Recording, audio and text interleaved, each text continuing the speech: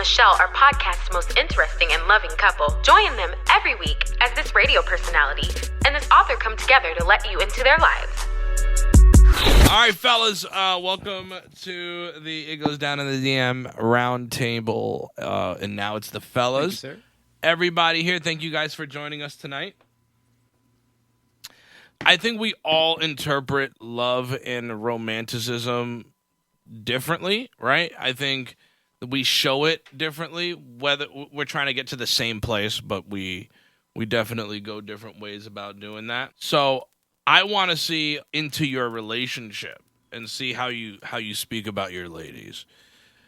So first off, how do you guys, and this is going to be going around the room, how do you guys balance your work and your personal life? Because everyone in here is busy. Everybody does something. Chris, what you have a pretty freaking steady job, very busy. It's rough sometimes, honestly, because and I find myself explaining a lot. Yeah. When I don't have time for this or that, and we have busy seasons where I'm able to do certain things at work because the engineers aren't busy. And my work, if somebody calls right now, I'm hanging up on you and everybody in here. It's just the way it is. Right. And it's a tough balance. But there are, 6 months out of the year where everybody's busy at work and I can't get in and do the things I need and it slows down, but then that shit catches up and you just have to explain it and hope you understand. Being that you are older than me and, you're with someone around your age, do you feel like it's easier to explain that? Or do you feel like it's just as hard to explain if you were in like a young relationship? Is there an easier understanding? It's probably easier now because there's maturity. Because honestly, if I was 30 and dealing with issues, why do you work so much? I'd be quick to be like, well, fuck, I got to pay the bills. Yeah. You want a new phone? I got to fucking work. Exactly. Shane, you're a busy guy. You do a lot. I don't know how you get sleep. This guy's like, in my life, like the Ryan Seacrest of the blind world. Like you do 50,000 things.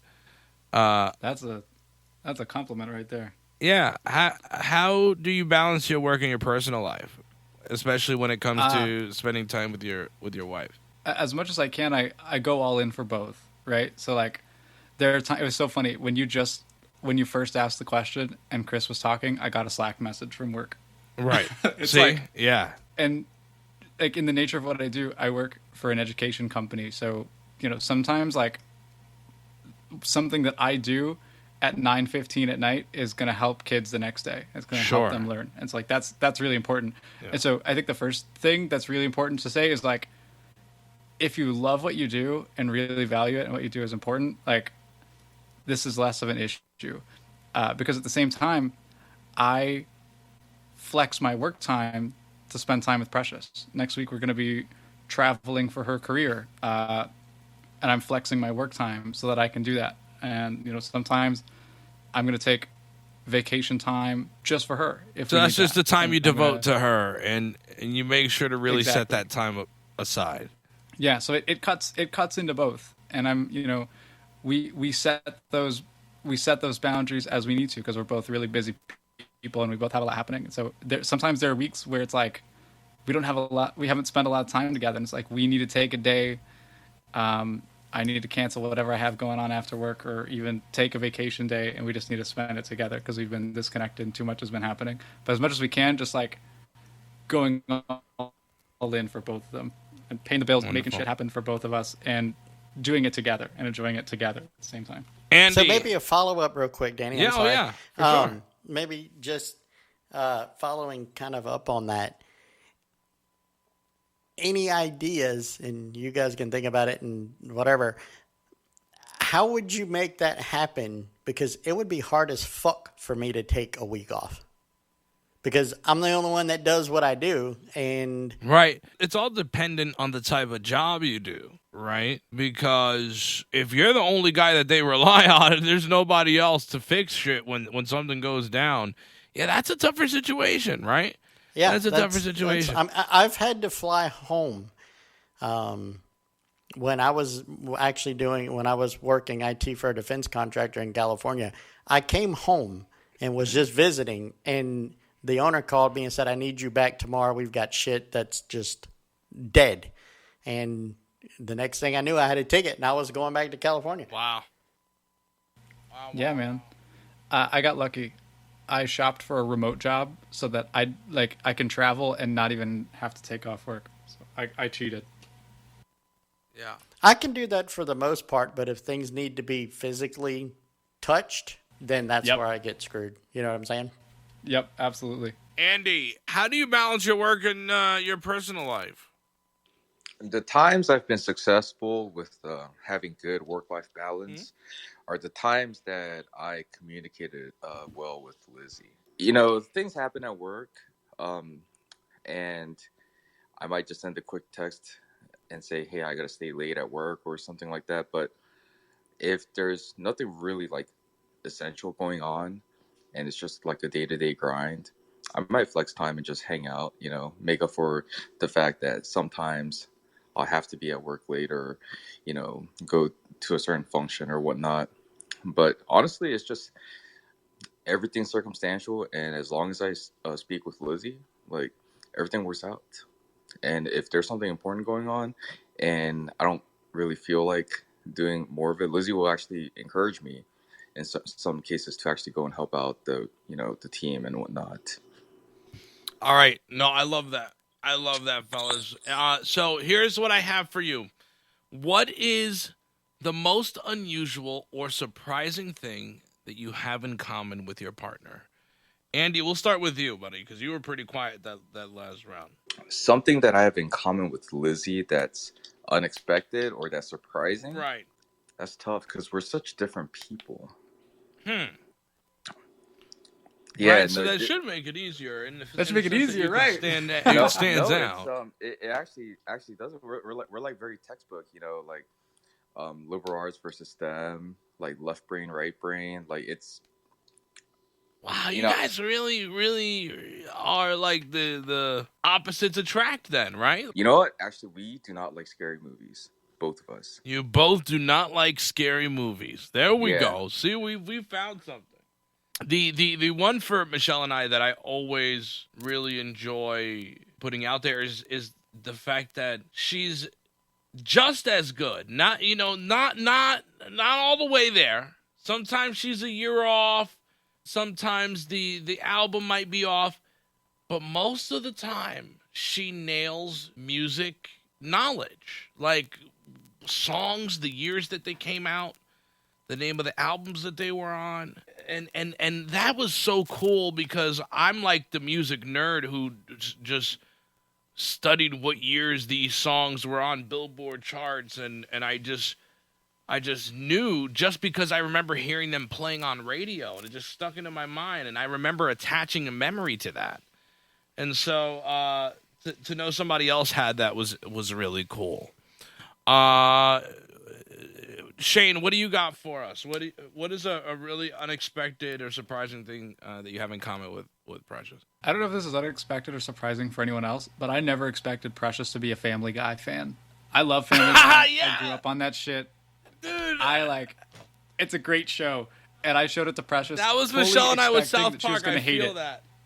Yeah, I was like, Precious is gonna hate this shit. This is so stupid. I'm gonna be watching this by myself. Nope, we watch Family Guy almost every night before we go to bed. That's fantastic. I can't believe she likes it. Blows my fucking mind. That's so amazing. Chris, what do you got in common, unexpected? Weirdly enough, you took my South Park away, so I'll let that go. But stand-up comedy. Oh, dude, and you know what, man? Oh, Marina, I know Marina loves a lot of raunchy comedy, too. Yeah. And So it was like that. when we first met, I'm listening to this shit, and they're talking about, well, the worst shit you could possibly talk about. Oh, my God, yeah, the And raunchiest stuff. I was like, this is going to offend the fuck out of this freaking conservative California chick, and it didn't. So it was just weird. No, dude, it's fantastic. It's fantastic. What is something that would surprise women about life as a man? And even if it's not anything that would surprise them, it would more. How simple it is. How simple it is. This is good. Because, you know, like, you can walk into a dude's apartment, it would be like a mattress and a TV. That's about Facts, bro. Yes. And when women see this, they'll think, "Oh, it's just this dude's a crazy caveman." No. Oh, it's just simple. What? No, it's because they don't have it. They don't have the sample size to confirm this. But you know, dudes know this. You go to your dude's friend's house, like go to their man cave or whatnot. It I was about really to is say a that. cave. It's really a cave. It really is a cave. It's always Like- in the shittiest part of the fucking house. It's in the attic or the basement. Like, yeah, 1,000%. I think he's talking about the whole house, and you're talking about one room. It's all of the above. You know, you can walk into a 2-bedroom apartment, dude's living single by himself. You'll find like one chair. That must be weird. I was thinking some funny ones. It's not always hard because we're aroused. It just happens from time to time, especially in the mornings. So we're not, you know, you like creeps. We're not just trying to always smash. We're like it works. Blood flows. Okay. Just checking in. You know, I thought this one was another really, really good answer for this question. But that was how little people care about you. Your mental health isn't doing great. Deal with it. You're exhausted. Deal with it. You're a dude. You got to make sure you're you know what I'm saying? And in my life, powerful. And most of the time, if you think about it, in my life, I can count on one hand who was there after shitty events. And it's my partner or my mom, my family. You know what I'm saying? So, like, I don't know. It's always interesting because you really are taught to deal with it. And I think I think for women, it's hard for them to fathom the fact that men really, it's not that we don't want to be vulnerable or reveal. It's just that we don't know how sometimes. I think we really, really still have to try to figure that out just because and then we the get pressures. in our own head, and then they're like, what's wrong? You're not talking. But that probably that would be my thing. That would surprise to know. Sometimes we just got to deal with the shit, and when we deal with it, we'll talk about it. But we got to process. We have to process it first, right? Because if we don't, we're men, and the shit's gonna come out all fucked up. Well, and I always say that a lot of times. Like, you see, most of the time, who's committing most of the crimes out here? It's men, right? Men, if they don't have an outlet, if they don't have some way to get it the fuck out, they just fuck shit up. They're just like, fuck it. You know, they don't care. It whatever. And you can't help it.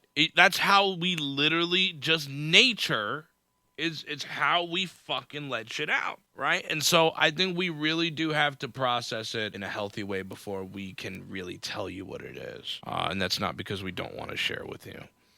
All right. They're being really quiet, dude. Either we're digging a hole or they're not interested. This is good. I think they're interested. Mine. I think we captured captured their fucking minds over here. What is the most romantic thing you've ever done for someone, fellas? I want to see how soft you guys are. I got this one. Oh, I am the king of corny romantic shit. Oh my God, you have a small This is penis. what all my guy friends talk shit about. Look, just like Dan is the male. He's the one. You're my friends right now, Dan. Listen.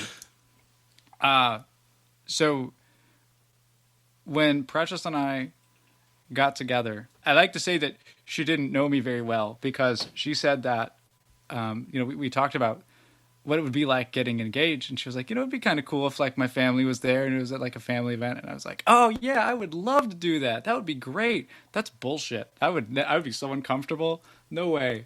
I couldn't do that. And so I ended up getting a ring, and she thought I was going to do it around the winter time, like at Christmas when we had the family there. But we ended up, we took a trip to Europe. And part of that, like the second half of the trip, was to go to Valencia, where she studied abroad in Spain. and we went up to the rooftop of this hotel that she studied in, and they had like this rooftop campfire kind of area, and it was the middle of the daytime, so like no one was really around. They didn't have a fire lit or anything. It was just the sun. We were staying with some friends, some family friends who knew about it, who knew that I was gonna ask her to marry me there, and so they like had champagne and they were videoing, and they were like in the like they were being quiet, like on the other side of the roof. And Precious was like, "There's nobody up here. This is so cool." And I was like laughing and waving at them because she didn't know they were there. And I asked her to marry me there, and they got the whole thing on video, and we had the champagne ready and everything in the rooftop. My man. My man. You made a lot of dudes listening to this podcast right now feel inadequate. I hope you know that. That's why I'm here, Dan. I know. That's why I keep you around.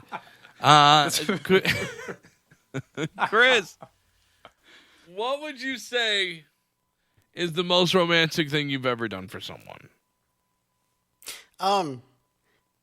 When was it? One of these months when I went to California, Miranda had no idea when I was coming. She thought I was coming one day, and I wasn't. I was coming the day before, and I hid in the back of her dad's car. And he picked her up, and she starts calling, like that. That one. And she starts calling me on the phone, and the phone starts ringing in the fucking back seat of the car. She had no idea it was there. I was sitting there for fucking 3 minutes before she knew I was there. I love that. Why is she not muted? Relax. What'd she say? It's the men's panel. Thank you. Yeah, she told us to shut up. The laundry. Ooh, yeah. I love that you did that because that takes guts. I've always been scared to do something like that because I always told Precious, like, that would be so cool, but really don't do that to me because I just fill up my days with so much crap. You would show up to surprise me, and I'd be like, this is really great, but like, I gotta go. I gotta go somewhere. I'm sorry. Oh, that would just get sideways, right? That That would get sideways really quick. Andy, what do you say is one of the most romantic things you've done? I can't tell you the first one. Yeah. Because we're recording. Oh, my man. But All right, you just text the men privately. Yeah, we need our own group. Yeah. but I will tell you the second one. Yeah. Only because I know how much of an impression it left on Lizzie. On our first date, this is so simple, right? I didn't realize how much she appreciated it until like after we really started dating. On our first date, I asked her what her favorite food was, and she said she likes shrimp. So I was like, okay. So because we started out the day like sort of mid-morning. At around lunchtime, I was like, do you want to go eat something? She's like, yeah, sure. And so I looked up a place nearby that like sold a lot of shrimp and whatever, and we went there, and like that was our first like time we ate together. And the fact that I remembered it just like in passing apparently was like so like impressionable. So that was That's the second awesome, man. thing I love that.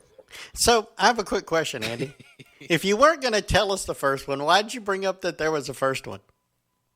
Because there's a first one. I do need to acknowledge it. Also, I'm just giving you I shit, also have dude. a question. This is the second most romantic thing you did, or the second romantic thing that you did? Because if it's, I really want it to be the second chronologically, because that means the first thing, which is something you can't tell us, by the way, happened maybe that's before the why it first was date. salacious. And I love that. But see, maybe Shane, maybe That's that's funny. why they didn't get started on the second thing until lunchtime. Till the afternoon. Right.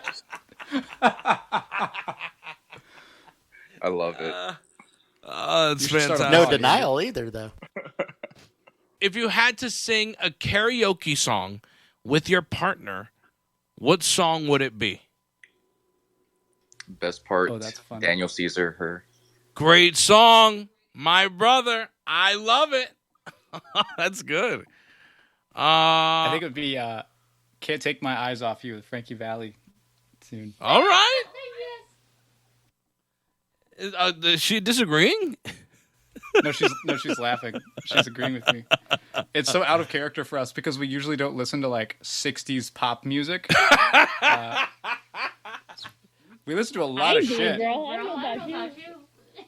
You know what it is? When is the last time you listened to 60s pop music? Because That's ridiculous. Michelle and I really do just reference a lot of 90s music together, but we listen to a lot of 90s music together in this house. Oh, Chris, you got to answer that. Yeah. I have no fucking idea. I've been sitting here thinking about it because What song would you sing with Miranda? Do you guys have a song you guys like to sing together? No, because I don't do that. You don't sing with your spouse, with your partner? Nope. So La Bouche. you are so fucking stupid. That's funny. Did he sing "Be My Lover" to you?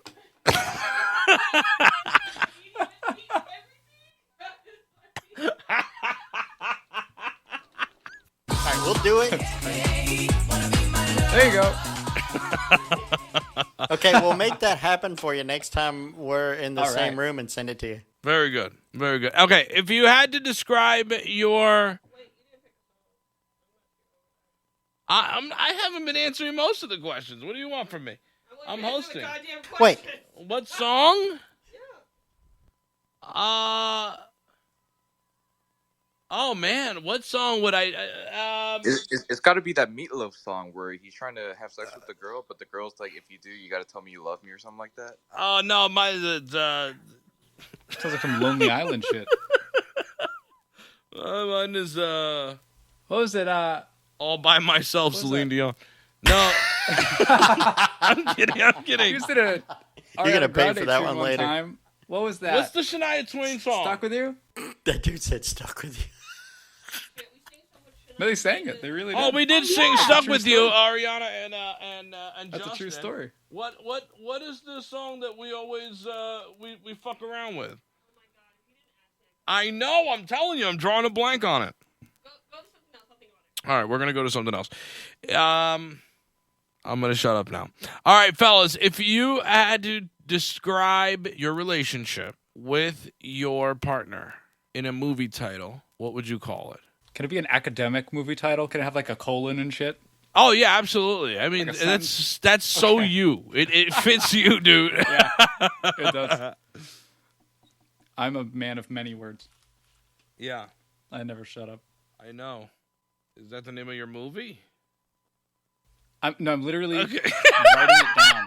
I'm crafting this shit right now. Oh, he's crafting it right now. Oh yeah, no, Andy, I'm working on this. If you had to give your marriage a movie title, what would you call it? You guys all know that movie Chef? Dude gets divorced, gets a food truck, goes around the country with this kid, and then gets married again because he finds out he loves his wife or they love each other again. I think I would probably describe it like that.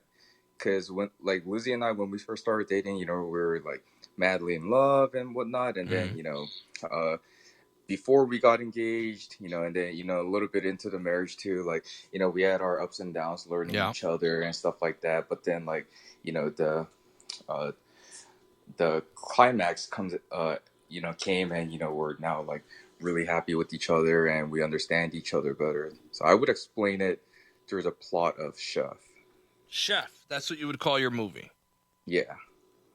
All right, Chris.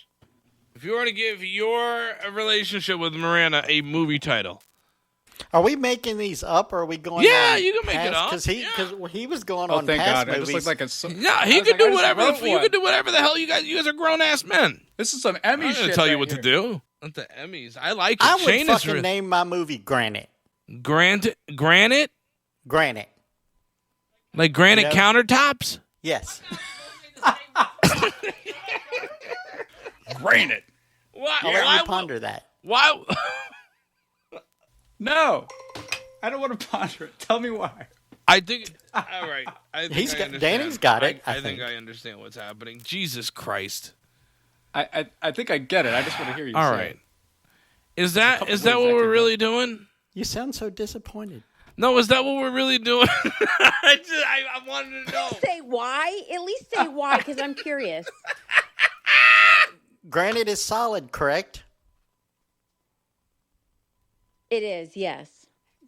said- Granite is hard to manipulate or move or break.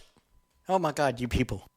That's a good answer. No, we just needed that explanation. That's all. Thank you for that. I thought it was That's a great sexual. title, and that's a great explanation as to why, and I approve. Yeah, that was the other.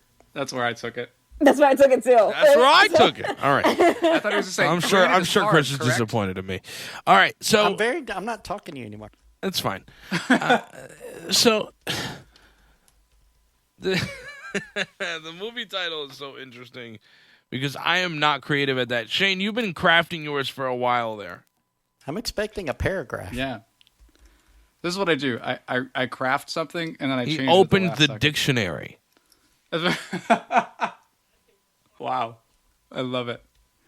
Okay. Mine is called No Matter What, a story of evolution, commitment, and contradiction. That's what the movie's called. He wrote a synopsis. I love that. All right. Coming to theaters in August 2024. You better keep that, by 25? The way. You better keep that. That is a great title. You better honestly save that somewhere. Don't delete that.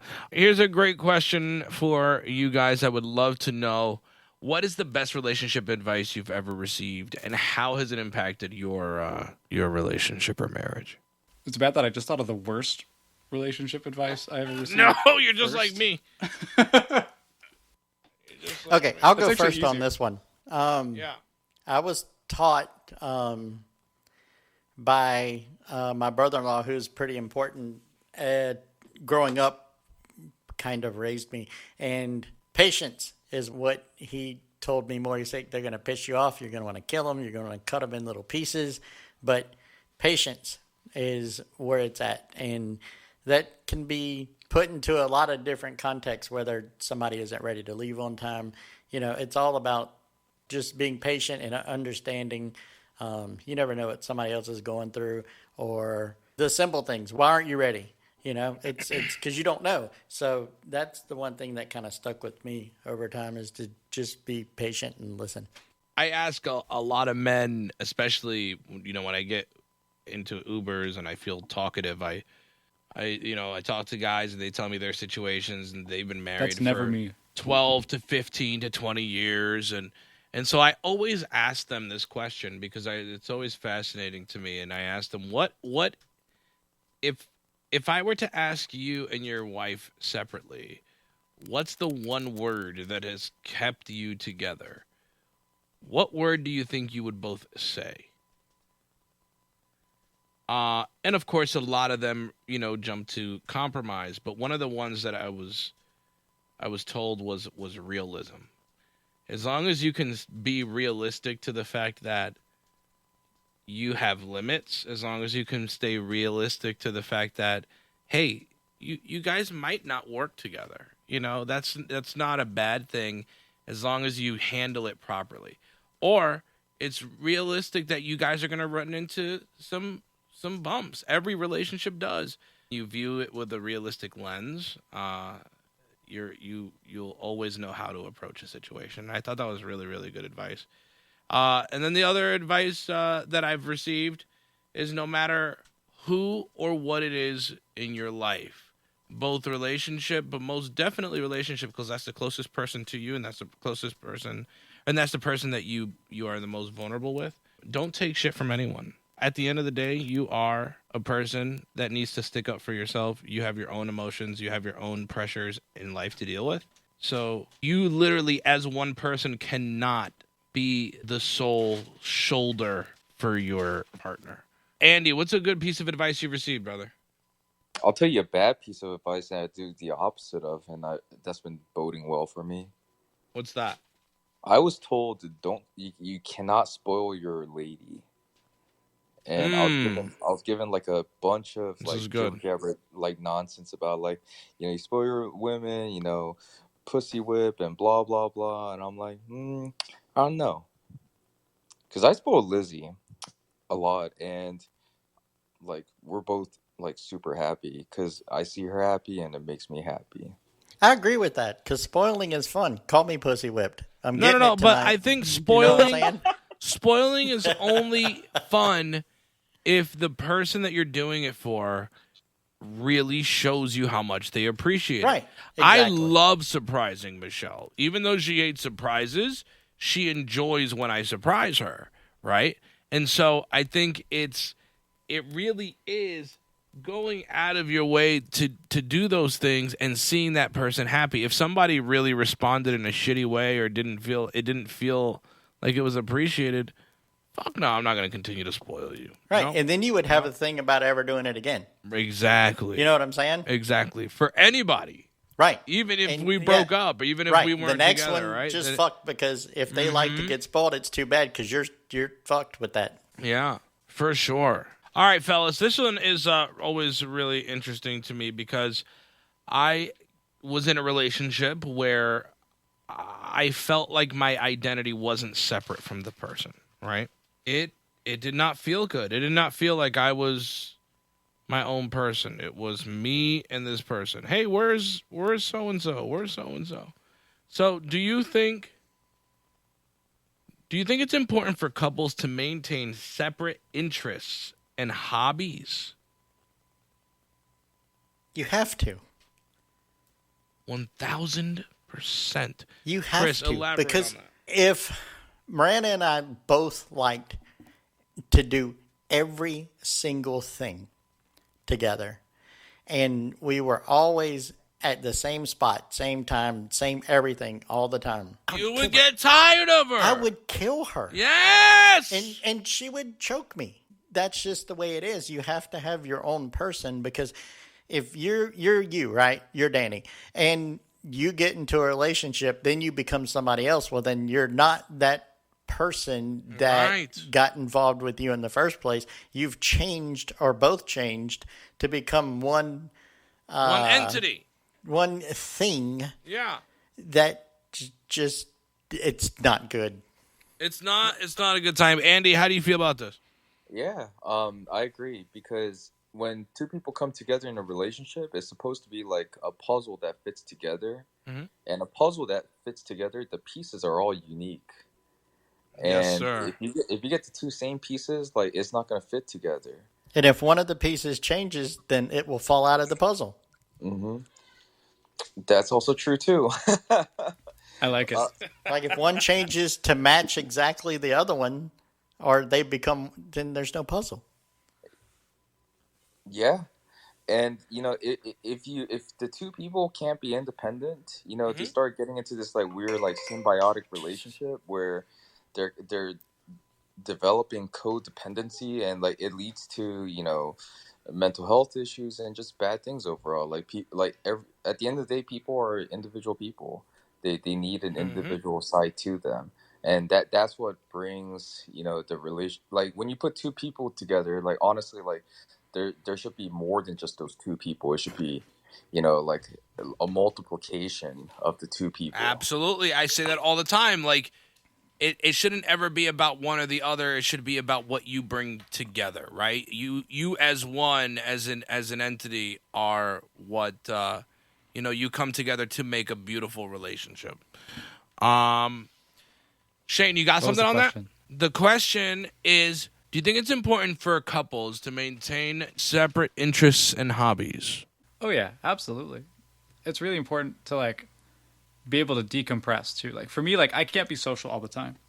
It drains energy for me, like more than most people I know, to be social. And so like I need a lot of recharge time. I'm just like reading or watching something myself, or like there was one time where I was just like so exhausted and had been around people for like a week straight and really had no time to decompress that I sat down for work, and I was like the most relaxed feeling I could remember. I was like, yes, work. Yeah. This is amazing. It was the weirdest feeling. Normalcy. So like, yeah, it just, I think people need time to process, even if they don't realize that there's something that they're processing. Just like take that time to be by yourself and do your own thing.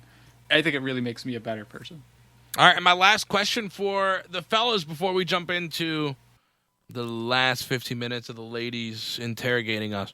What do you think is the biggest misconception about marriage?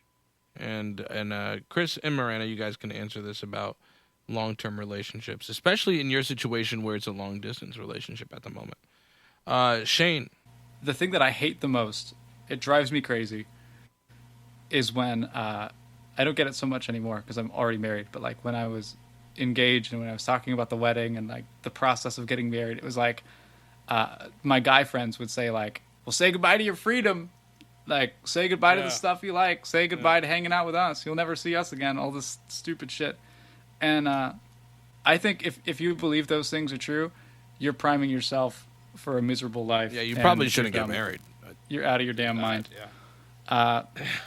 I made sure, it was important to me that if I was going to spend my life with someone, for me, marriage is something.